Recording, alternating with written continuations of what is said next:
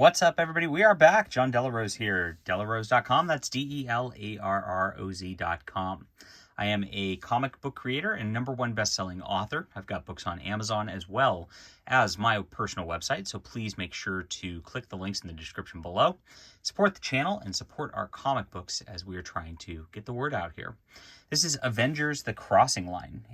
Fabian Nicieza wrote that particular storyline, but actually the creative teams are all over the map in this book, and it gets to it. Each arc seems to have some new creative team through here in a transitional period of the Avengers, which I believe is when they start to get into their leather jackets period. Volume 20 of the Epic Collection, 1990 to 1991. It collects Avengers 319 to 333, annual number 19, and material from other annuals, which is a bunch of crossovers into a big storyline through the annuals, which Marvel was doing at the time.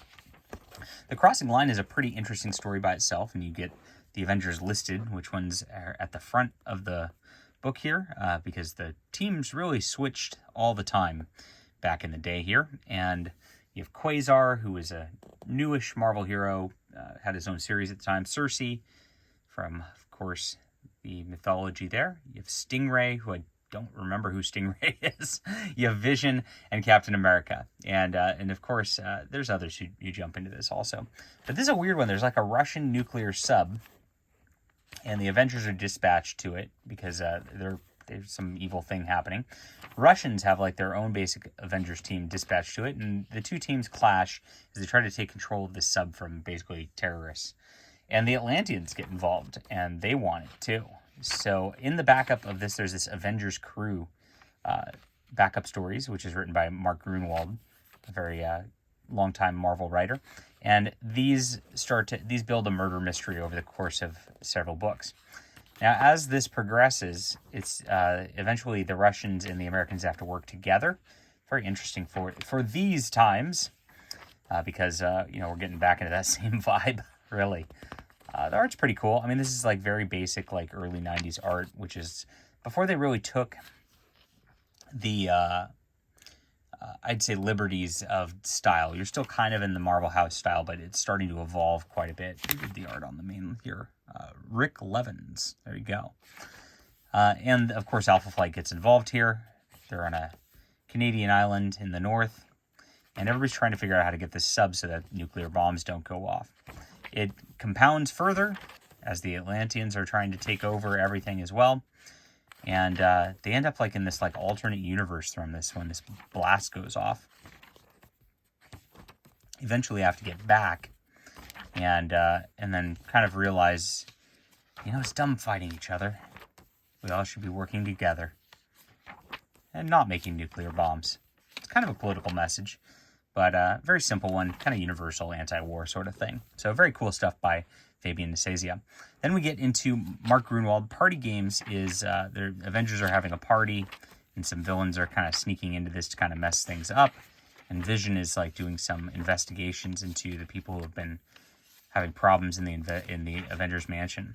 Ends up being a sort of partner of the Red Skull, who has a problem here.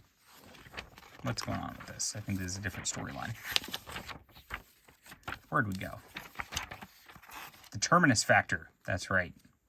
The Terminus Factor is, I guess, an Ultron sort of deal.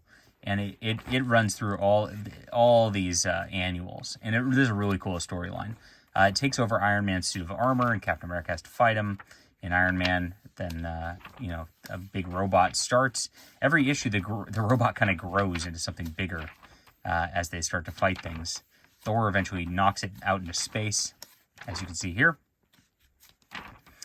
And such cool. I loved this storyline a lot. It was a lot of fun. The art's different because it's different artists on every single book. Eventually it gets into Avengers West Coast, and then into Avengers proper, as each of the main Avengers kind of had their own annual book here. And they solve it and beat up this giant robot together. There you go. So this is a backup story here where it's Andy Rooney reading the news, which has to do with the Avengers. I guess that was kind of more culturally relevant back in the time. You had Acts of Vengeance epilogue. Acts of Vengeance was an interesting storyline that ran through like almost all of the Marvel Universe the year prior.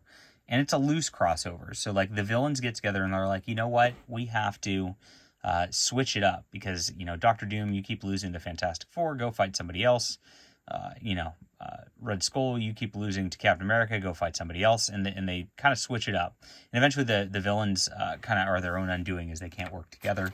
And this is kind of Captain America sitting around the Avengers table doing a debriefing about the whole event. So it kind of talks about the whole thing and then wraps up. There's a little kid who sees his brother doing bad things and wants to be a good superhero, so he kind of rats him out to the Avengers. It's a fun thing. And you get one more brief story here, and a cheesecake swimsuit issue. You always say it's only the girls who get the cheesecake. No, look at all those beefcake guys in Speedos. Avengers. All right, that's the annual. All right, so then we get a new creative team with Larry Hama kind of taking over, taking the Avengers in a new direction. He inserts this new character named Rage, who's like a young black kid, and he immediately goes up to Captain America and is like, "You just won't let me in the Avengers because I'm black," and it's really annoying. I want to slap this kid. And of course, they set it up over several issues. He ends up proving himself to Captain America. And there's a really cool plot line that develops over this, even though Rage annoys the crap out of me, and I wish he'd just go away. There's a plot line where they go to a different world and have these creatures kind of after them. Here they are. And they kind of come back and haunt the Avengers and are really threatening all of humanity over the course of this. Really cool. I hate everything about Rage's design even. Oh my gosh. Who did the art on this? It's Paul Ryan. I love Paul Ryan's art for the most part. I think he's one of the better Marvel artists. Very underrated. He does great figures and everything. It's kind of like Ron Friends in that regard, but I didn't like the Rage design. I don't know if he designed Rage or not, but gosh, it threw me out of the book every time he's in here. At some point, the Avengers lost their license to be Avengers by the U.S., and Captain America decides to fight anyway. He turns Rage into a reserve Avenger, and Rage feels like he's left out, but I wish he was all the way left out, because he doesn't end up being left out. They end up in an alternate dimension, as you can see, during this battle that keeps growing. They threaten Rage's grandma, these like demon creatures from another dimension. And then these like strange other beings like act like they're gods. You see a little Illuminati deal on it.